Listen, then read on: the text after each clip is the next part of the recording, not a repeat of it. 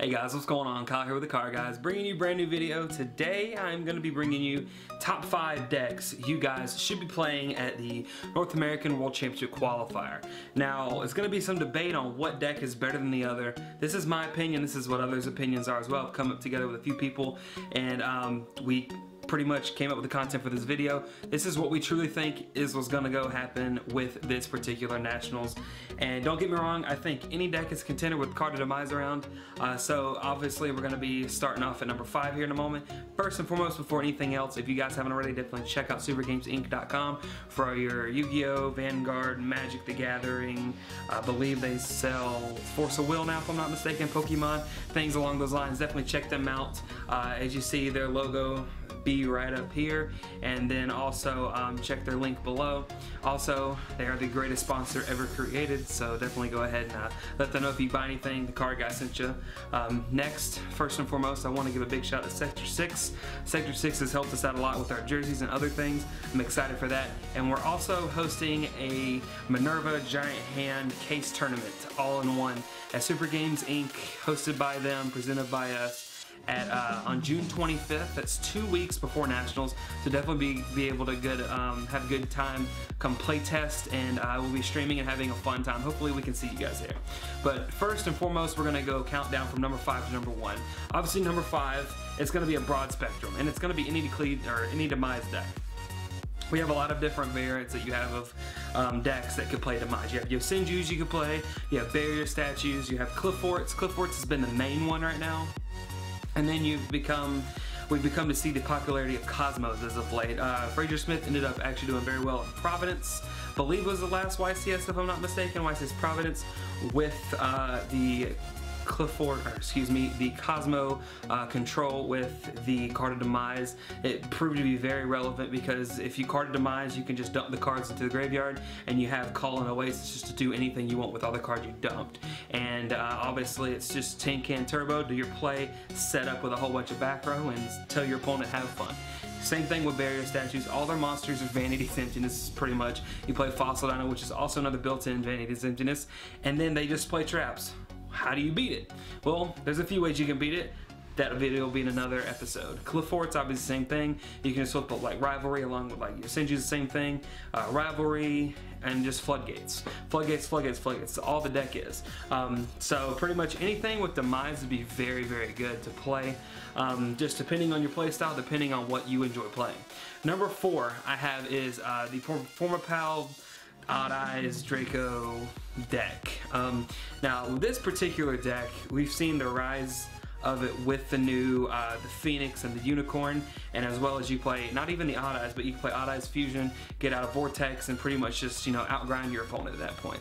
The deck still has explosive plays. It has easy access to rank 4s and easy access to just pot of greed and get their cards where they need it. They have Angel Trumpeter as a tuner and other cards that they can use to tune together to make big, powerful level 8 synchros. I've seen a couple people be playing Stardust, Scrap Dragon, Omega's making a comeback in the deck as well. So definitely be on the lookout for those. That's my number 4.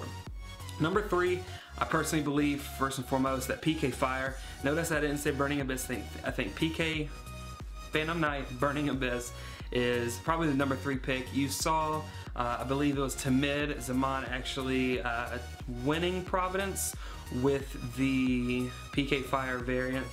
I think that's a very strong choice going into Nationals as well. People obviously weren't side decking into that deck very heavily. You don't see cherries, and even on top of that, the Phantom Knight cards end up getting around that with popping with a like a Break Sword, and then going into like an Odd Eye, or the card that I don't even know what it's called. It don't even matter, but you can go into like, Key Beetle and that other monster that gains the attack and then does the attack and whatnot. That card's pretty cool. But yeah, that deck can just, shit out Beatrice and then do those plays, and it's pretty much, GG at that point if it's backed up with, card advantage and they have Bailers and whatnot. So that's another deck you would definitely be on the lookout for this coming Nationals season. I know we have a few more tournaments and everything, and the format might change a little bit, but these 2 decks, obviously I haven't mentioned them, are still going to be the best 2 decks of the format. Number 2, I believe, is Kozmo. Kozmo has a really good matchup versus everything except for Monarchs. Monarchs are one of those decks that just outgrind and can, you know, out-resource your Kozmo deck very easy.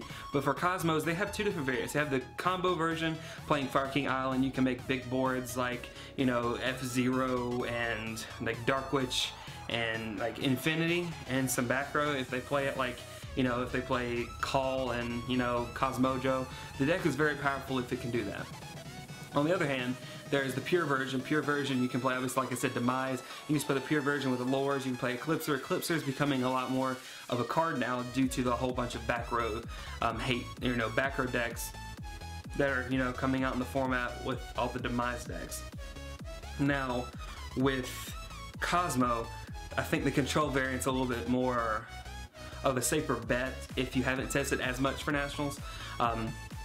The island build obviously is a very good alternative if you know the combos and you know how to play around it. Just that one pesky fucking chicken just ruins it for me. That's the one reason why I don't want to play that deck.